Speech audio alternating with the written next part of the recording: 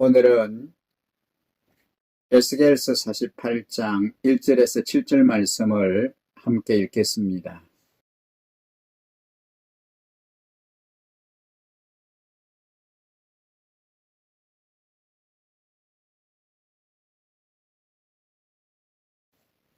오늘 우리가 함께 읽은 이 본문의 말씀을 중심으로 여호와 샤마라고 하는 주제로 말씀을 함께 나누겠습니다. 하나님이 회복하시는 날에 이스라엘 각 지파가 얻게 될 땅을 분배합니다. 하나님이 계신 나라인 이스라엘은 일치, 공평, 환대의 정신을 따라 땅을 분배해야 합니다. 에스겔서 47장 13절 말씀부터 23절까지는 이스라엘에 들어가 살게 될 약속의 땅의 경계와 그 땅을 어떤 원칙으로 나누어 주어야 하는지에 대해서 말씀합니다. 48장에서는 그 땅에서 12지파가 각자 얻게 될 땅들의 경계가 기록되어 있습니다. 이 말씀들은 하나님께서 이 말씀을 주실 당시 이스라엘 백성들에게도 그랬겠지만 오늘 우리에게도 큰 소망과 기쁨을 줍니다. 결국 이스라엘 백성들이 해방되어 다시 들어가 살게 될 약속의 땅은 결국 우리의 영원한 본향인 하나님 나라의 그림자이기 때문입니다. 먼저 이 땅의 경계에 대해서 말씀해 주신 하나님께서 그 다음에 분명하게 당부하시고 명령하신 것이 있습니다. 그것은 그 땅을 분배할 때 외국 출신의 거류민들에게도 똑같이 제비를 뽑을 기회를 주고 그들에게도 땅을 나누어 주어야 한다는 것입니다. 하나님께서는 타국인을 본토에서 난 이스라엘 족속같이 여기고 그들도 이스라엘 지파 중에서 너희와 함께 기업을 얻게 하라고 분명하게 말씀하셨습니다. 이 땅에는 아무리 천국 같아 보이는 곳에도 구별이 있고 차별이 있습니다. 그런 장벽을 없앨 수가 없습니다. 그리고 그런 장벽 때문에 이런저런 아픔이 있습니다. 그러나 하나님 나라는 그런 곳이 아닙니다. 하나님 나라에는 차별과 구별이 없습니다. 누구나 그 나라에서는 그 나라를 상속받을 똑같은 권리를 가지게 됩니다. 그 어떤 이유로도 차별은 없습니다. 하나님께서 주시는 은혜와 복에서 제외되는 사람은 없습니다. 우리가 하나님 나라를 소망하며 기다리며 그 나라를 위해서 살아야 하는 이유가 이것입니다. 하나님께서 온전히 다스리시는 그 나라만이 우리가 그토록 바라고 소망하는 그런 나라가 될 것이기 때문입니다. 그 땅의 중심부에는 여호와의 성소가 서게 될 것이고 그 주변에는 아주 넓은 사독의 자손들 중에서 거룩하게 구별된 제사장들이 살게 될 땅이 위치하게 될 것입니다. 사독의 자손들이 약속의 땅 한가운데 그렇게 넓은 땅은 가지게 되는 이유는 단지 그들이 제사장들이기 때문은 아닙니다. 하나님께서 그 이유를 분명하게 밝히십니다. 그들은 직분을 지키고 이스라엘 족속이 그릇될 때에 레위 사람이 그릇된 것처럼 그릇되지 아니하였느니라고 하십니다.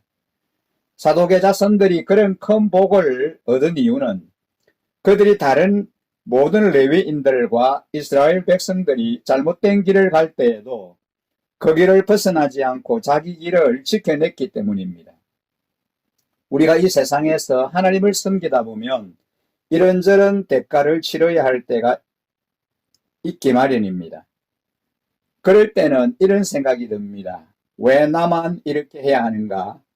다른 사람들은 그렇지 않아도 잘만 사는데 왜 나만 하나님 믿는다고 이런 길을 가야 하는가 하는 약간은 억울한 감정도 생길 때가 있습니다. 그러나 사랑하는 성도 여러분, 하나님은 다 알고 계십니다. 잊지 않고 계십니다.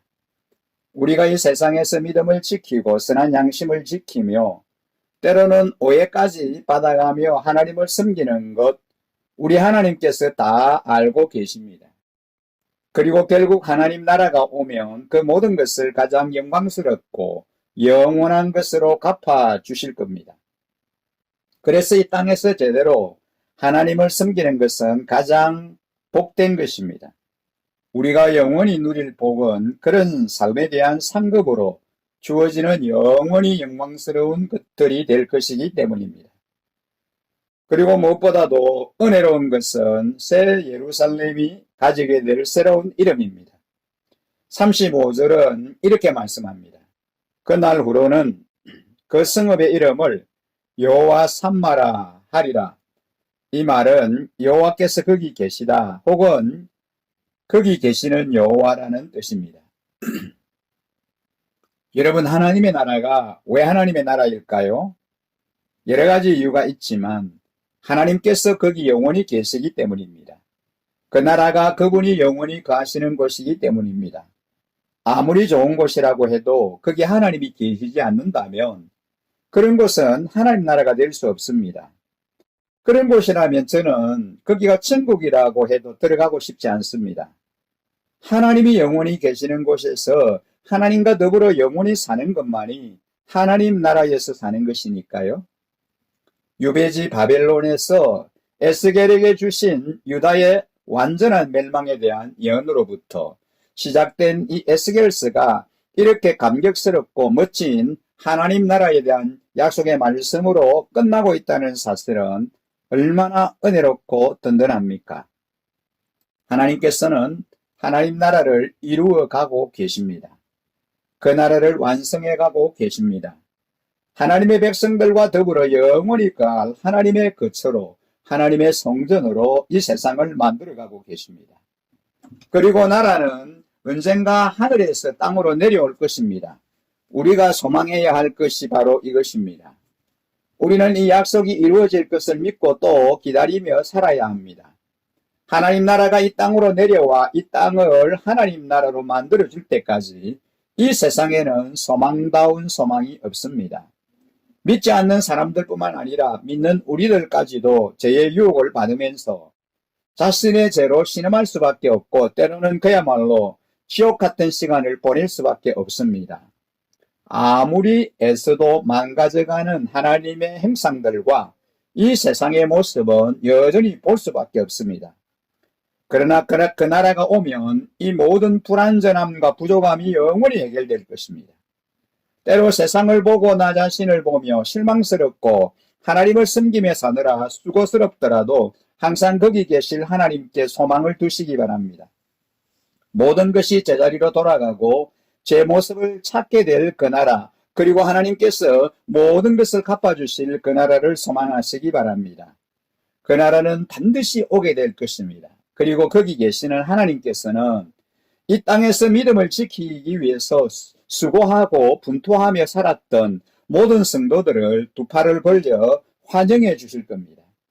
언제나 마음에 이 나라를 품고 소망하며 살아가 그 나라의 영광스러운 백성들이 되시기를 주님의 이름으로 간절히 축복합니다. 함께 기도하겠습니다. 참 좋으신 아버지 하나님, 오늘도 우리에게 베풀어 주신 그 은혜, 그 사랑을 인하여 감사를 드립니다. 에스겔서를 함께 묵상하며 말씀을 사모하게 하시고 오늘 드디어 이제 에스겔서를 마무리하게 하여 주셔서 감사합니다. 그동안 베풀어 주신 아버지의 그 은혜, 그 사랑에 진심으로 감사를 드립니다. 하나님 아버지 에스겔에게 주셨던 그 비전과 그 환상을 저희들에게도 주셔서 새하늘과 새 땅을 사모하며 영원한 소망을 가지고 아름답게 살아가게 하여 주셔서 감사합니다. 하나님, 우리는 이 땅에 발을 디디고 살지만 이 땅에 영원히 안주할 자들이 아니라 하나님이 예비하신 새하늘과 새 땅을 향하여 아름답게 이제 믿음을 가지고 우리가 걸음을 걸어가게 하시니 감사합니다. 위에 있는 신령한 것, 아름다운 것들을 바라보며 하루하루를 주님과 동행하는 삶 살게 하여 주옵소서. 새로운 오후를 저희들에게 주셔서 이제 가정의 달을 맞이하여 가정이 회복되고 우리 개인이 회복되고 우리 하나님 이제 삶이 회복되는 은혜가 우리 안에 충만하게 임하여지게 하여 주옵소서. 5월 한 달 더 멋있고 더 아름답게 주님과 어깨를 나란히 하며 걸어가는 아름다운 복된 삶 되게 해주시기를 간절히 소망하며 모든 영광을 우리 하나님께 올려드리고 우리 구주 예수님 거룩하신 이름으로 감사 기도드립니다. 아멘.